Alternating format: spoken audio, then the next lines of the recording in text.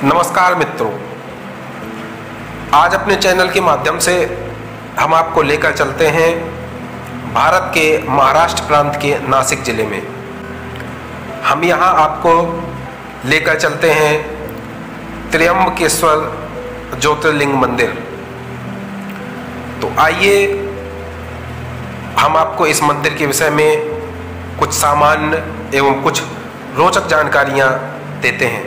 तो चलिए शुरुआत करते हैं। त्र्यंबकेश्वर ज्योतिर्लिंग मंदिर महाराष्ट्र प्रांत के नासिक जिले के त्र्यंबक गांव में है। यहाँ के निकटवर्ती ब्रह्मगिरी नामक पर्वत से गोदावरी नदी का उद्गम है। इन्हीं पुण्योत्ता गोदावरी के उद्गम स्थान के समीप स्थित त्र्यंबकेश्वर भगवान की भी बड़ी महिमा है। गौतम ऋषि तथा गोदावरी के प्रार्थनानुसार भगवान शिव इस स्थान पे वास करने की कृपा की और त्र्यंबकेश्वर नाम से विख्यात हुए। मंदिर के अंदर एक छोटे से गड्ढे में 3 छोटे छोटे लिंग हैं, ब्रह्मा, विष्णु और शिव।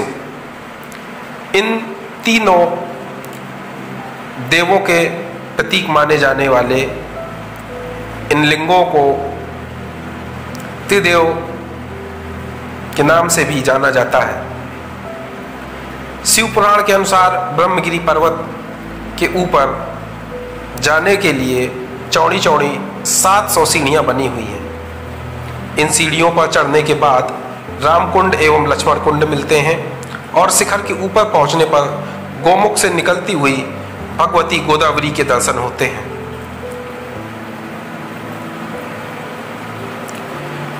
त्र्यंबकेश्वर ज्योतिर्लिंग में ब्रह्मा, विष्णु, महेश तीनों ही विराजित हैं और यही इस ज्योतिर्लिंग की सबसे बड़ी विशेषता है। भगवान त्र्यंबकेश्वर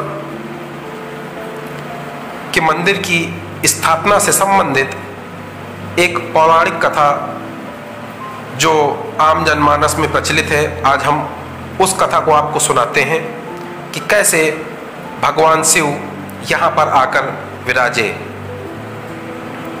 एक बार महर्षि गौतम के तपोवन में रहने वाले ब्राह्मण की पत्नियां किसी बात को लेकर महर्षि गौतम की पत्नी अहिल्या से नाराज हो गई।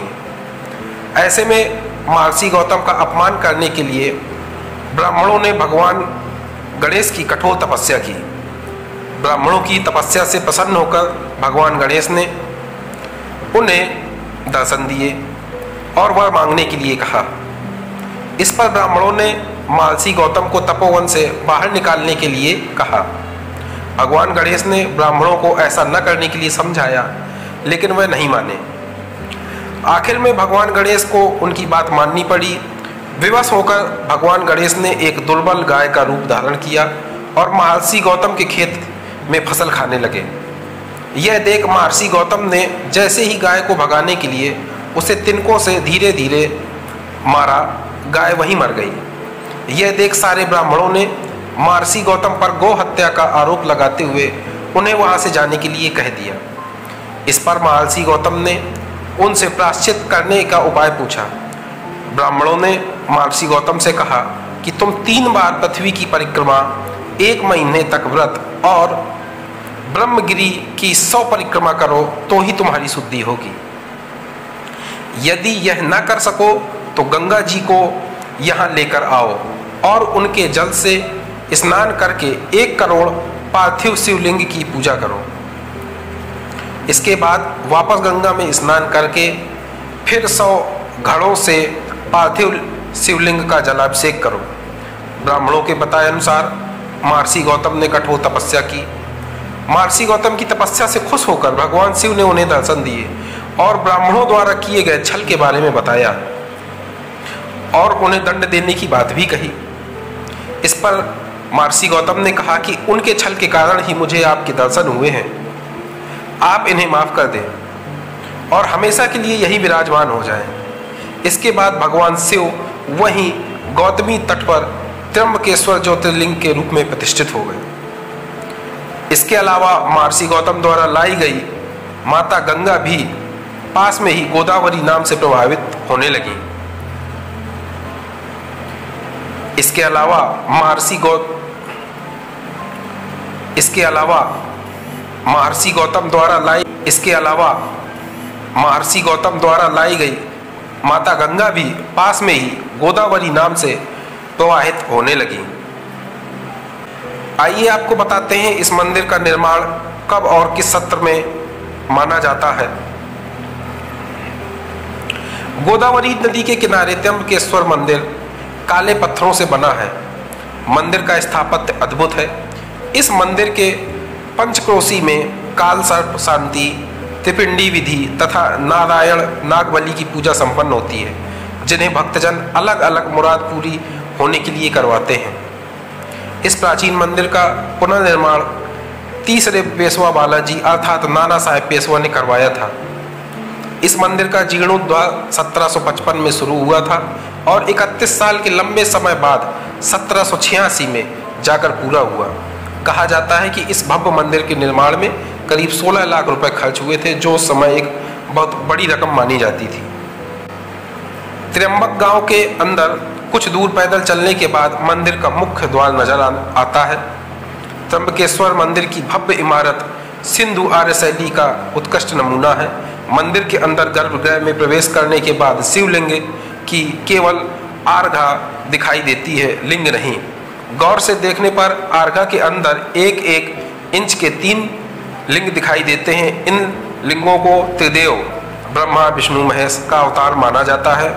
भोर के समय होने वाली पूजा के बाद इस आर्घा पर चांदी का पंचमुखी मुकुट चढ़ा दिया जाता है।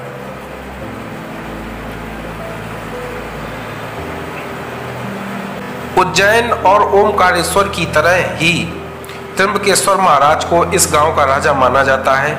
इसलिए हर सोमवार को त्र्यंबकेश्वर के राजा अपनी प्रजा का हाल जानने के लिए नगर भ्रमण के लिए निकलते हैं। शिवरात्रि और सावन सोमवार के दिन त्र्यंबकेश्वर मंदिर में भक्तों का तांता लगा रहता है।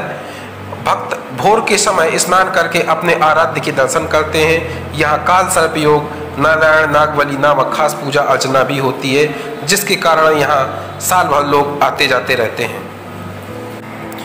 यहाँ पर पहुँचने के लिए हम आपको बताते हैं, त्र्यंबकेश्वर गांव नासिक से काफ़ी नज़दीक है। नासिक पूरे देश से रेल, सड़क एवं वायु मार्ग से जुड़ा हुआ है। आप नासिक पहुंचकर वहां से त्र्यंबक के लिए बस, ऑटो या टैक्सी ले सकते हैं। टैक्सी या ऑटो लेते समय मोल भाव का ध्यान रखें एवं पूरे नासिक घूमने के लिए टैक्सी के सिर्फ 2500 रुपये बनते हैं, इससे ज़्यादा ना दें। एवं नासिक घुमाकर यही टैक्सी आपको शिरडी रात को छोड़ देगी। इसी धनराशि में आपको अलग से कोई धनराशि देने की आवश्यकता नहीं है। तो मित्रों, ये थी त्र्यंबकेश्वर महाराज की पौराणिक कथा, स्थापत्य एवं कुछ सामान्य जानकारी। आपको जानकारी कैसी लगी कमेंट करके अवश्य बताएं। कल एक नए जगह स्थान के साथ फिर मुलाकात होगी। तब तक के लिए नमस्कार।